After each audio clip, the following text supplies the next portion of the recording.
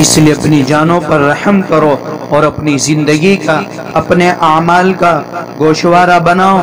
صحابہ کرام رضی اللہ تعالی علیہم اجمعین سے زیادہ دین کی فکر کرنے والا، دین کی خاطر قیمتی سے قیمتی اور بڑھ چڑھ کر قربانی دینے والا کون ہوگا؟ مگر پھر بھی اپنے نفس کا محاسبہ وہ سب سے زیادہ کرتے تھے۔ اپنی زندگی کے اوقات اللہ کے احکام کی پیروی کے لیے تقسیم کر کے رکھتے تھے۔ ہر روز نہیں بلکہ ہر لمحہ اپنے نفس کو ٹٹولتے رہتے تھے، اور آخرت کے اعتبار سے ان پر بڑی فکر سوار رہتی تھی، حالانکہ اللہ اور اس کے رسول کی نظر میں ان کا بڑا مقام ہے۔ چنانچہ اللہ نے پہلے ہی فرما دیا تھا، رضی اللہ عنہم ورضوا عنہ، اللہ ان سے راضی ہو گیا، وہ اللہ سے راضی ہو گئے، مگر پھر بھی وہ ہر دم نفس کا محاسبہ کرتے رہتے تھے۔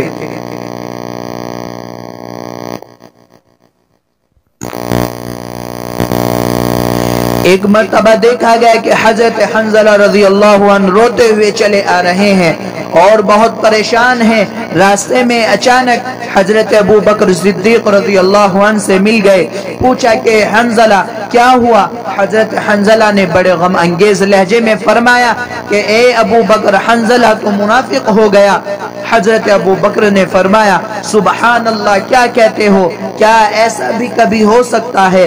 حنظلہ نے فرمایا کہ میرا عجیب حال ہے، جب میں حضور اقدس صلی اللہ علیہ وسلم کی مجلس میں ہوتا ہوں اور وعظ سنتا ہوں تو دل ایک دم ایسا نرم ہو جاتا ہے کہ آنکھوں سے آنسو بہنے لگتے ہیں، اور گویا کہ جنت و دوزخ میرے سامنے ہوتی ہے۔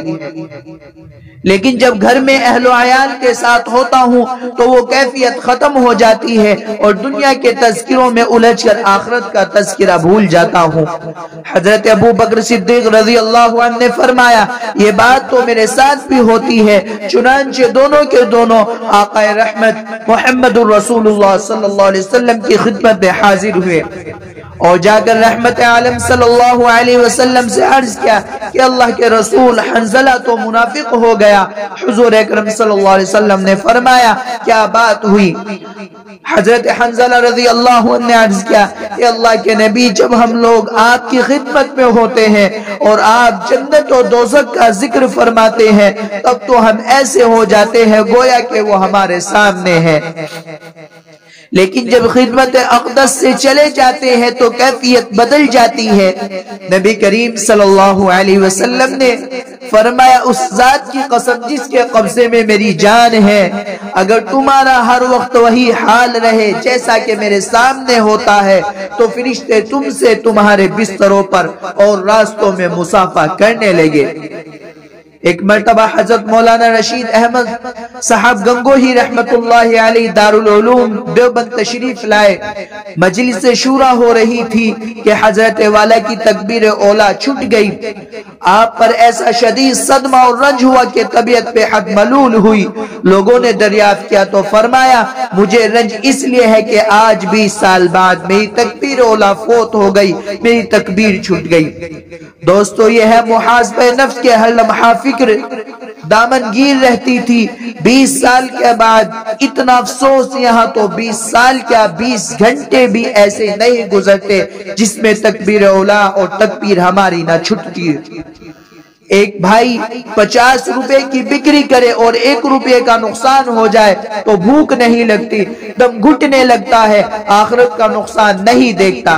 حالات کے تکلیف دنیا میں بھی ہے اور آخرت میں بھی، مگر آخرت کی تکلیف کے مقابلے میں دنیا کی تکلیف کی کوئی حیثیت نہیں۔ اس لیے جب ہم اپنے نفس کا محاسبہ کریں گے تو ظاہر ہے نفس کے خلاف چلنا پڑے گا، اور نفس کے خلاف کرنے میں مشقتوں کا سامنا ہوگا، مگر آخرت کی تکلیف کے مقابلے میں دنیا کی مشقتوں کی کوئی حیثیت نہیں، اور پھر انداز سے کہیں بڑھ چڑھ کر اس مزدور کی مزدوری دے دی جائے گی جو اس مالک کی پوری طرح اطاعت کرے۔ اسی لیے اللہ رب العزت نے فرمایا وَلْتَنْظُرْ نَفْسٌ مَا قَدَّمَتْ لِغَدٍ، اور انسان کو چاہیے کہ وہ اپنے کارناموں پر غور کرے کہ کیا اس نے بھلا کیا اور کیا برا کیا، کیونکہ انسان کو خود چاہیے جتنا چھپا لے، مگر اللہ کی یہ زمین، یہ آسمان، فرشتے دن اور رات سب گواہی دیں گے،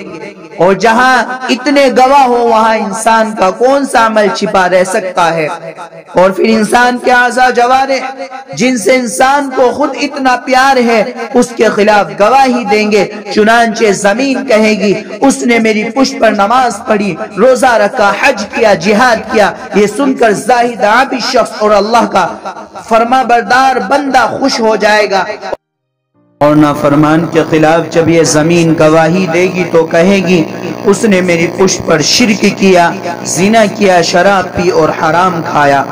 اب اس کے لیے بربادی ہے۔